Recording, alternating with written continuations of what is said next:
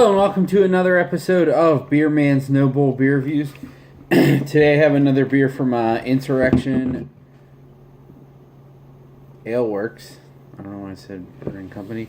Out of Heidelberg, Pennsylvania, which is just outside of Pittsburgh. This beer is called UpgrayeDD. It says Double India Pale Ale, 8% ABV. Unfortunately, I don't remember what hops are in this, but I'll possibly after this video I'll look it up and post it underneath the video. So, anyways, I've done a couple reviews for these guys, and they've all been really good beers. So I'm excited to do this one too. Let's crack it open and see what we got.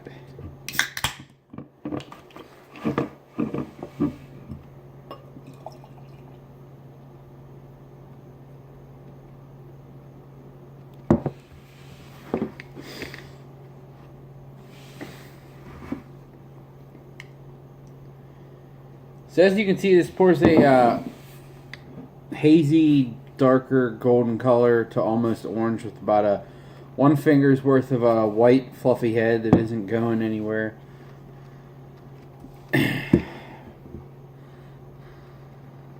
That smells really nice. The aroma is pretty big, tropical character.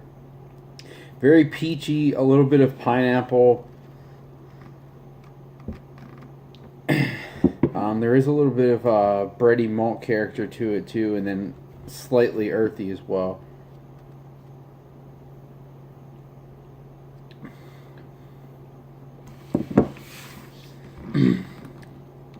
That's really nice.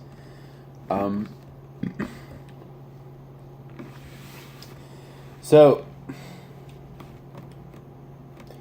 just thinking, it's definitely tropical in nature. It's not super juicy, but it is. There's a lot of peach character to it, in my opinion.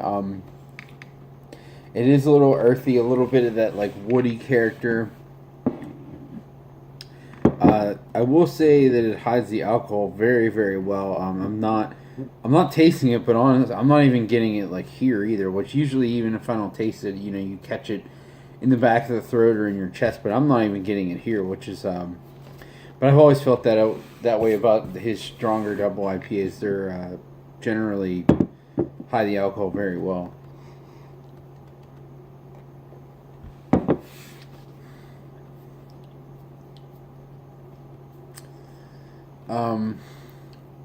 Trying to pull out some more characters.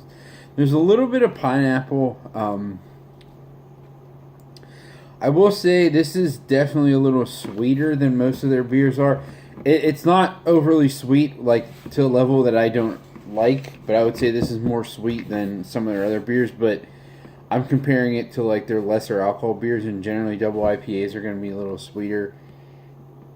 There's more malt to get that ABV, and then you got to have it to cover the crap ton of hops you're throwing into it.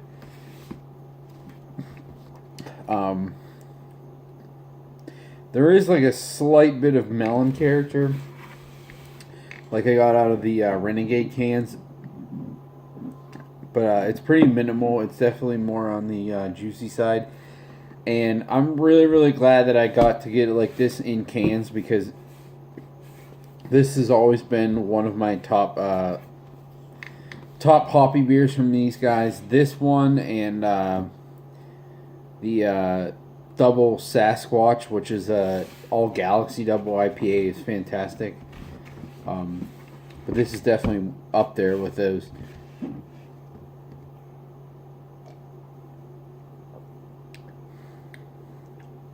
The mouthfeel is very, very soft.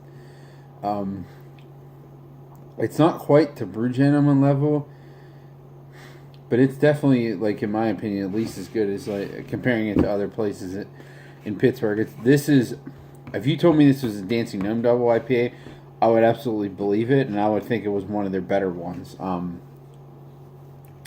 This is really, really good, and I'm glad that I still have 2 more cans of this left. So I think it's pretty obvious what my thoughts are, based on what I've said. But this is definitely a buy for me. I would buy this again. This was only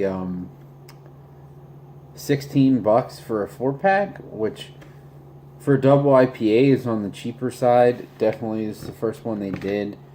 Some places are going for 18 to 20 now. 16 is pretty cheap. And to be honest, this is one of the better double IPAs I've had in I wouldn't say recent memory, because that sounds like it would go way back, but